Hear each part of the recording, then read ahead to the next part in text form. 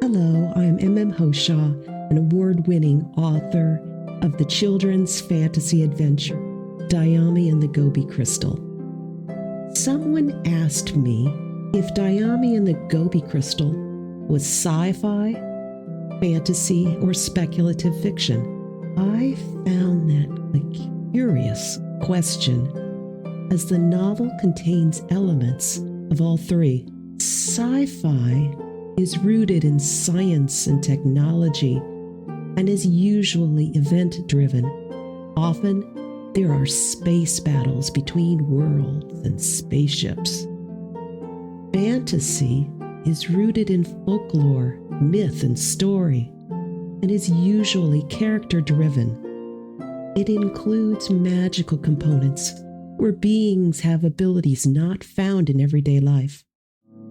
Characters may travel to different worlds or realms, but there's not much attention given to the transportation like there is with sci-fi. Speculative fiction is rooted in potential. Often, it's a glimpse of Earth thousands of years in the future.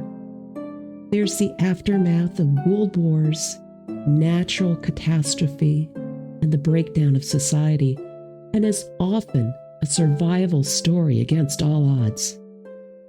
Dyami and the Gobi Crystal contains elements of all three. An astute reader told me it was like Star Wars meets Narnia. The Naga, a reptilian, shape-shifting warrior race, are space pirates. They covet and steal technologies. They become stranded on a planet after a brief encounter with an advanced race. They want to rule the world, beginning with forming their own domain. They fly around in sky chariots, use laser weapons, and introduce competition to the natives. I base the Naga after gods worshipped in remote India and the Anunnaki with their desire for gold. Dyami travels to learn how the Naga acquired a particularly deadly weapon. She encounters multi-dimensional beings called the Nahyim, who are roughly based on the Ra Collective, channeled in the 80s by Carla Ruckert. They are seeders, collecting plant DNA and terraforming planets. Dyami and the Gobi Crystal is fantasy because it's rooted in mythology and contains elements of the Kabbalah.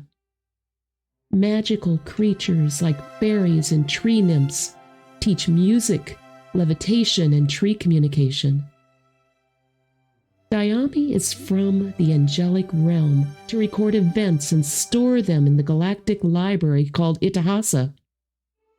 It's the Sanskrit word for the storage of dreams, myths, and stories. Others call this the Akash. Carl Jung called it the collective unconscious. Her mentor is Thele, an etheric dragon. According to Jewish mythology, Thele creates planets and galaxies. Among her travels, Dyami solves the myth of sea monsters destroying ships long ago. Throughout the novel, Dyami struggles with a wide range of human emotions that don't exist among angels. In order to return to her kind, she undergoes a spiritual healing quest. Dyami and the Gobi Crystal also contains speculative fiction. Rather than going forward thousands of years, I looked to the ancient past. I asked, could Earth have experienced multiple Noah-like floods or other catastrophic events every few 100,000 years? Each time, all but a few survivors would perish along with their history and culture. What if our myths contain truth? What if dragons, fairies, elves, and other beings really existed? What if humans 1,000,000 years ago had psychic abilities and lived peacefully in small communities before beings like the Naga invaded. I fashioned the Dukan after the ancient Lemurians, who were masters of frequency, manifestation, and crystal technology. What forced Adam and Eve out of the Garden of Eden? Was it eating the apple from the tree of knowledge? Or was it when humankind forgot their connection to the divine? Dyami and the Gobi Crystal hints at what precipitated a forgetting fog and the great forgetting over the land. Was this the beginning of duality and the separation from the divine? Overall, Dyami is fantasy, or is it a retelling of historical events on some Earth-like planet a million years ago? Did I, the author, tap into the collective unconscious, Itihasa, or the Akash when I crafted the novel? This could be a very deep rabbit hole filled with unsolved mysteries. Thanks for watching.